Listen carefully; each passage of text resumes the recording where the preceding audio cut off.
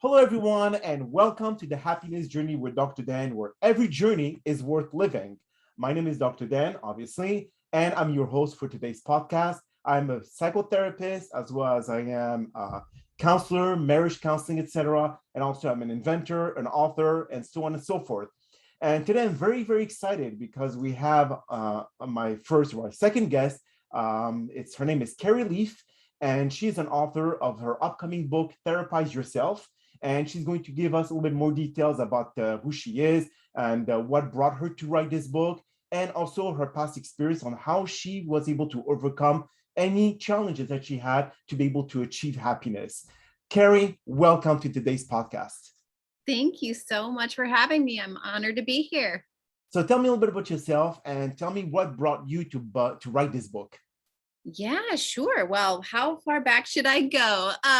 So I'm a psychotherapist as well, shifting and combining some mindset coaching and hypnotherapy. I work with individuals, couples, families all across the board. Master's degree is in marriage and family. So I really take a systems approach. And so I've been working in the psychology field and counseling for, oh gosh, 10 between 10 and 15 years now, ever since I was even in my undergrad. So what led me to this upcoming book, to writing this upcoming book, Therapize Yourself, was it was just kind of a spill out of all of the things that over, these past 10 to 15 years, I have found myself repeating over and over to every client, no matter what they were coming for. It didn't matter their issue or what they were working on. There were some basics that we were going to start with, and there was some approaches that we were going to take no matter what they were working on, so that we could achieve better well-being and more happiness in their lives. And so that's what this book ended up being, was those things that I kept repeating over and over to all my clients. So do you feel, I mean, based on the title of the book, Therapize Yourself, so do you basically teach people or your patients on how to be self-sufficient? Yes and no. Okay. It's kind of a combination, in the sense of the book walks through my assessment process, and the fact that I take a holistic approach. I'm really passionate about, looking at mind, body, spirit, and integrating all three, that, they're so strongly interconnected that we can't ignore one and think that we're going to feel balanced and well and happy.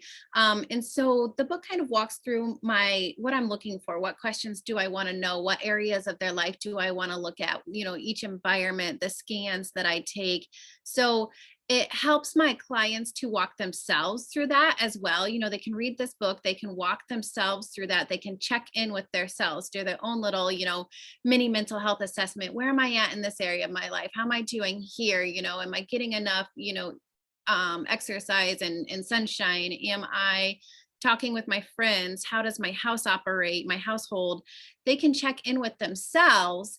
And then I kind of walk through the process of, okay, when we get that strong foundation of well-being, maybe we feel balanced and grounded, then we can deep dive into some of the deeper level issues. Kind of what I like to, my forte with my mindset coaching is in therapy as well, but the identifying those negative belief patterns that might be holding us back in life, then we can dive into those. And in the book, there's a point where I'm urging people to jump in and get some guidance and get some professional help and have somebody work with them through that. I think that we are our own best self-healers, that ultimately we are healing ourselves. Nobody has the answers, that we have within, but professional can help you guide through that process and get there. So it's a little bit of, yes, therapize yourself, and in the sense of, you doing it on your own. And it's a little bit of therapize yourself and get into therapy and get some help too. Excellent. Now, how in your book do you discuss how you connect body, mind, and spirit? Do you give strategies like practicality behind all this, or is it mostly theory? A little of both. I do go into some, examples, some details of the basics, like I said, 7 to 9 hours of sleep, getting on a routine that you're waking up and falling asleep at the same time, things that are just good for our body, getting some movement, but that's going to be different. That's really individual. That's going to be different for everybody. Some people, if you haven't worked out in 3 years, I'm not going to go tell you to run a marathon tomorrow, and that's good for you. And different types of exercises, and foods and all of these things are good or bad for different types of bodies, so yeah, there are some basics of like, yes, check into these areas, and then spirituality, the spirit, that's a big vague one. So of course that one's going to mean a lot of different things to different people as well. Are we talking religion? Are we talking life's purpose, worldview, system, beliefs? Like that's going to mean a lot of different things to different people.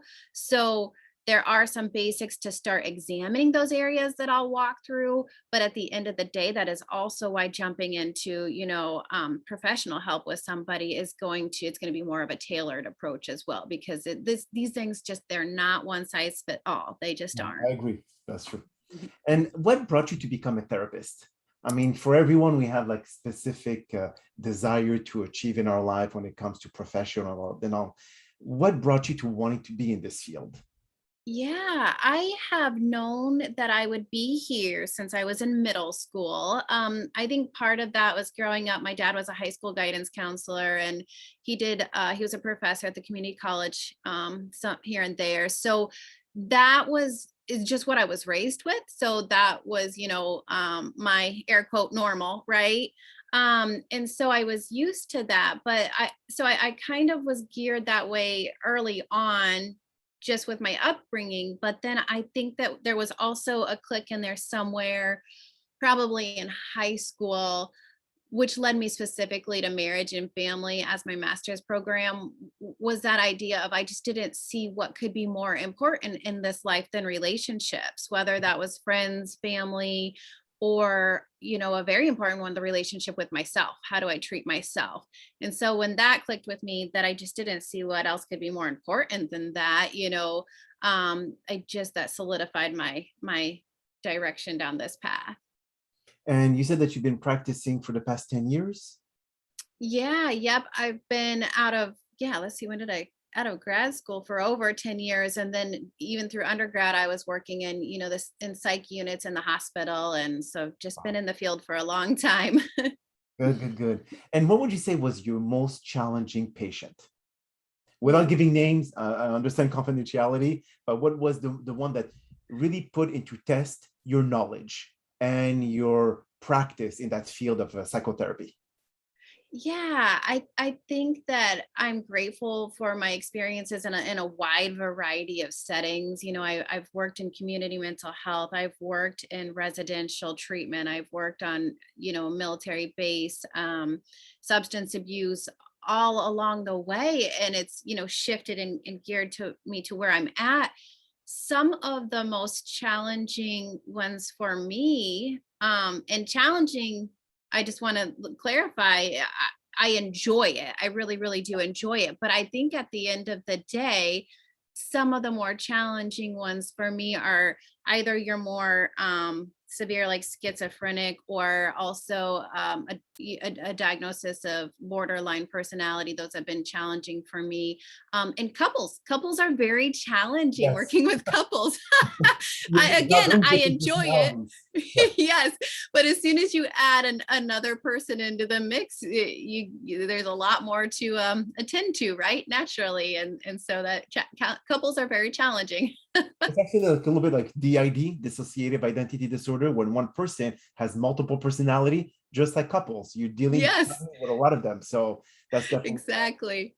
And in your book, you write about something that whatever your problem is has most likely been there for a long time. So you talk about family addiction. You talk a lot about how to handle, or do you mention anything about meditation, on how to self-heal? Or this is a subject that you have not really covered in your book yet? In this book, I briefly talk about my holistic approach, and when that comes to medication. No, meditation. Oh, Yeah, meditation. meditation. Okay. Yeah, no medication. No, no. This is, I know it's holistic, so you stay away from any of those drugs out there. If I can, yes, yes. Holistically, meds are my last resort. There's a love-hate relationship there, but yeah, they are. So meditation.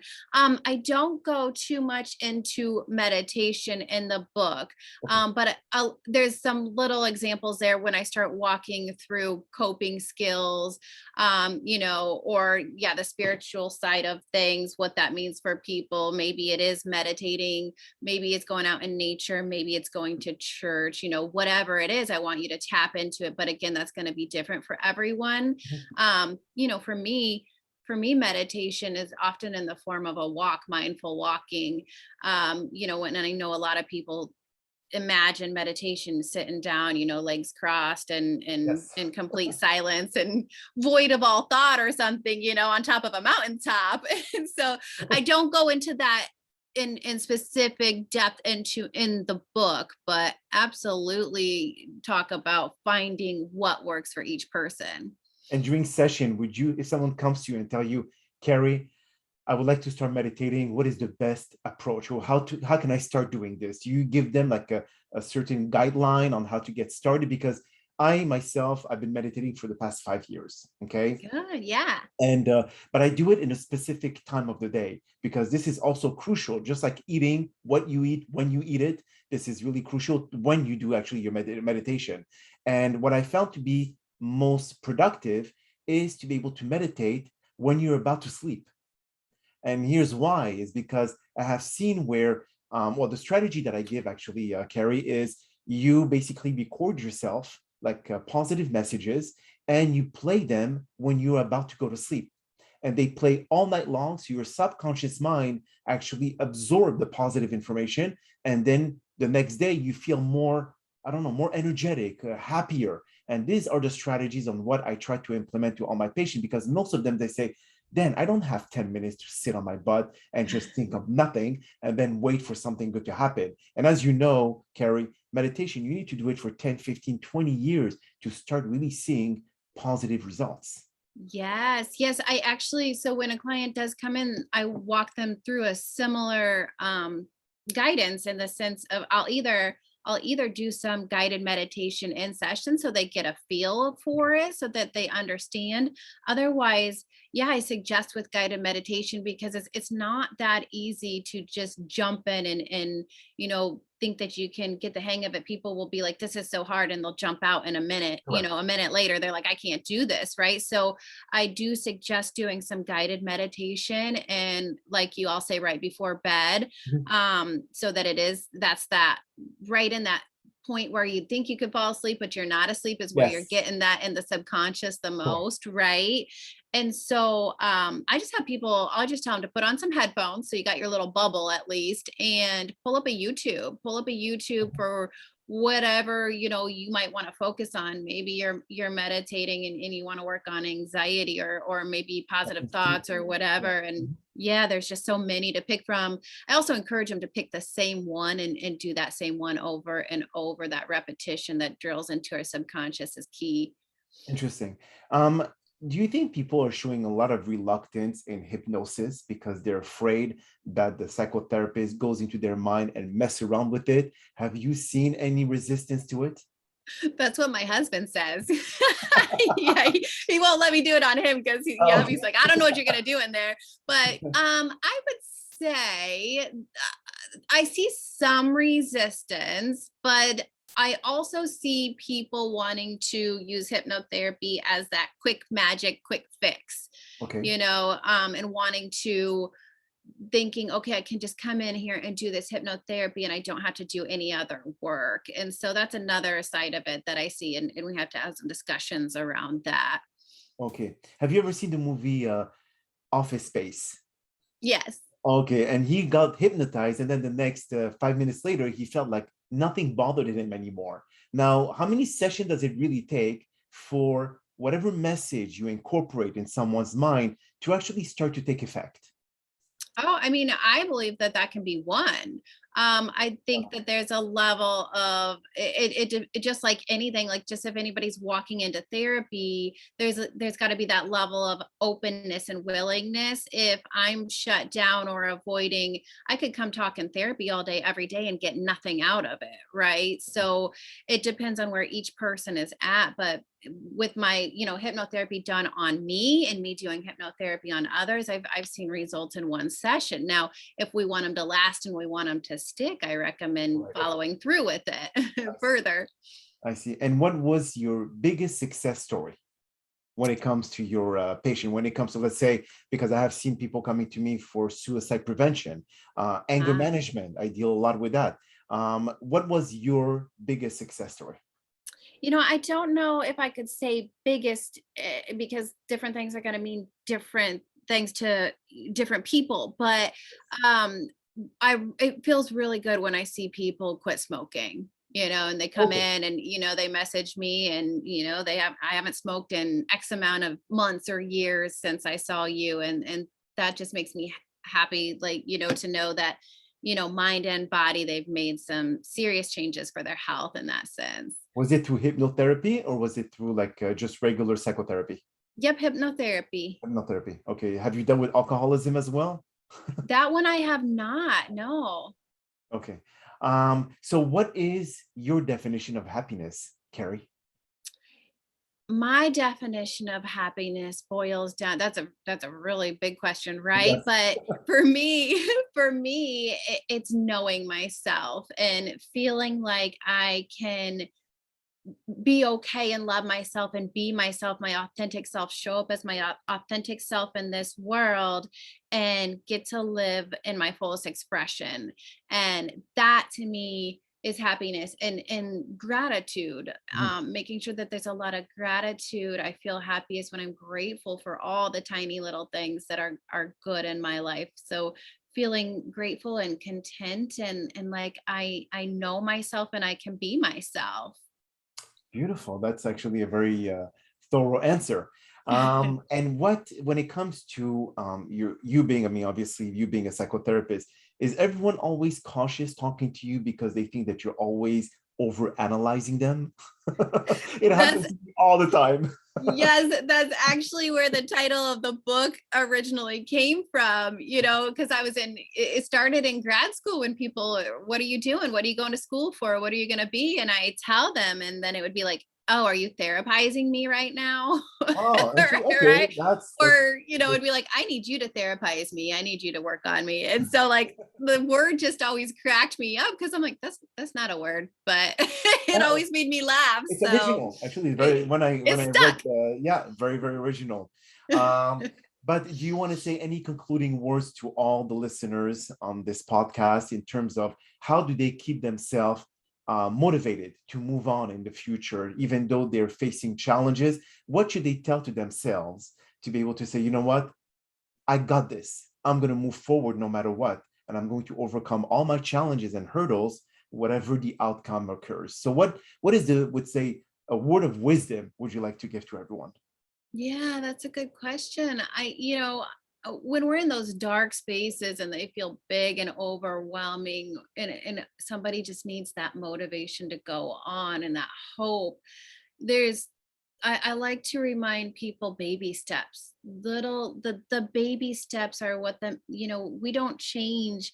There's homeostasis, so we don't change drastically overnight like we try to do the New Year's resolution and, Mhm. and be one person on New Year's Eve and a new person, The next the day. next year. Like, no, that doesn't happen. So it's the little baby steps, and that all those little baby steps and that choice, remembering that we have choices in every moment, that choice to make those little baby steps each day, man, they can really add up. And if you make that choice to take that baby step each day, where you are now and where you're going to be in 6 months will be entirely different if you make that choice to take the baby steps. So one little baby step at a time.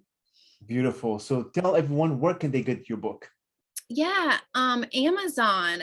Therapize Yourself will be on Amazon October 5th, and you can kind of watch along, follow along my website, carrieleaf.com, or Instagram is Carrie Leaf Coaching. Beautiful. Well, Carrie, thank you so much for attending my podcast today. I think your message and your content was very enlightening for all the listeners out there. And again, thank you so much for taking the time. And I hope that this podcast was able to be as enlightening for you as it will be for all of our listeners. Yes, it's definitely been a good time. Thank you so much for having Thank me. you so much. Have a good one.